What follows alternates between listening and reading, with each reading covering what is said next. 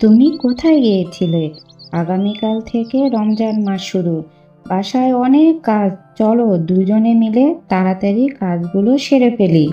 কাজগুলো সেরে নামাজের প্রস্তুতি নিতে হবে। এ মাসে আল্লাহকে খুশি করার জন্য আমাদের বেশি বেশি ইবাদত করতে হবে। আচ্ছা মা, আমি ঘরের ভেতরে কাজগুলো সেরে ফেলি, তুমি বাহিরে কাজ করে এসো। জানো পুটি, রোজার মাসে দান করলে আল্লাহ তার দানের প্রতিদান দ্বিগুণ করে দেন। তাই এ মাসে বেশি বেশি দান করা উত্তম। আমি কিভাবে দান করব মা? আমার তো দান করার মতো কিছুই নেই। আমার কাছে তো কোনো টাকাও নেই। হুম, তা ঠিক।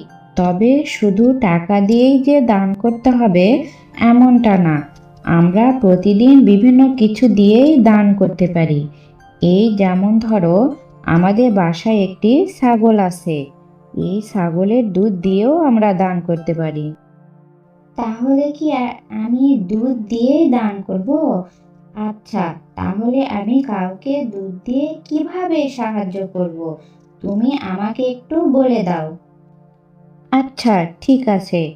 আমাদের পাশের বাসায় যে গরিব লোকটা আছে তাকে তুমি দান করতে পারো। আল্লাহ অনেক খুশি হবেন। আচ্ছা মা, তাহলে আমি দাদুকে দুধ দিয়ে আসি। মা, আমি দাদুকে দুধ দিয়ে আসি। তুমি বাসার কাজগুলো তাড়াতাড়ি সেরে নাও। আমি দুধ দিয়ে এসে দুজনে একসাথে নামাজ পড়তে বসবো।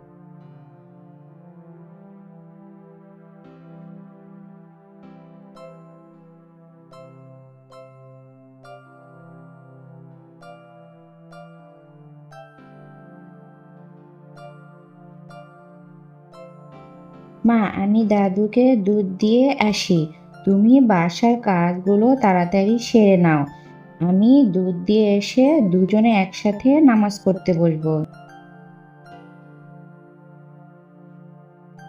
সে ছোট্ট একটি পাত্রে দুধ নেয় এবং বেরিয়ে পড়েন।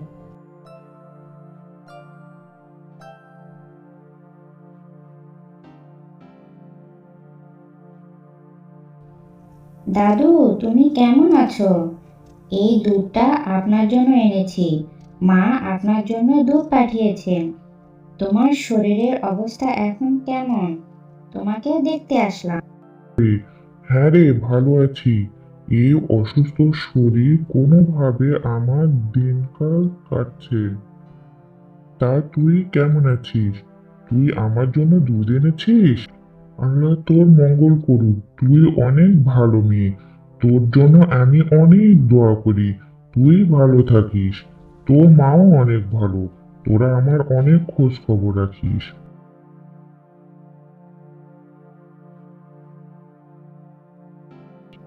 আচ্ছা দাদু, ভালো থাকবেন। আপনি সময় করে দুধগুলো খেয়ে নেবেন। আর কোনো কিছু প্রয়োজন হলে আমাকে বলবেন। দাদু, আমি তাহলে চলে গেলাম। আচ্ছা যা, ভালো থাকিস। আল্লাহর কাছে তোর জন্য আমি অনেক দোয়া করব।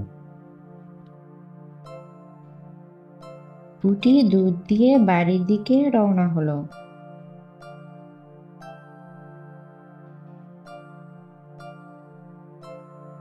হ্যাঁ রে পুটি, তোর দাদুকে কেমন দেখলি? সে কি ভালো আছে? তার শরীর এখন কেমন? হ্যাঁ মা, দাদু ভালো আছে। একটু অসুস্থ।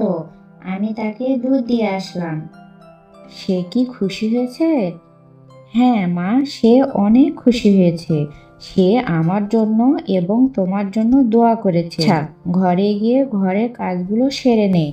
ঘরে ঢুকে বুড়ি দেখে দুধের হাঁড়ি উপচে পড়ছে। দুধের হাঁড়িটি ভর্তি হয়ে গেছে। এত দুধ কোথা থেকে আসলো মা? এটা কিভাবে হলো? আমি তো অর্ধেক দুধ দিয়ে আসছি। যখন কেউ আন্তরিকভাবে আল্লাহর জন্য কিছু দান করে, আল্লাহ তার জন্য আরো বেশি দিয়ে দেন। এতে বোঝা গেল দান করলে আল্লাহ তাআলা অনেক ভালোবাসে।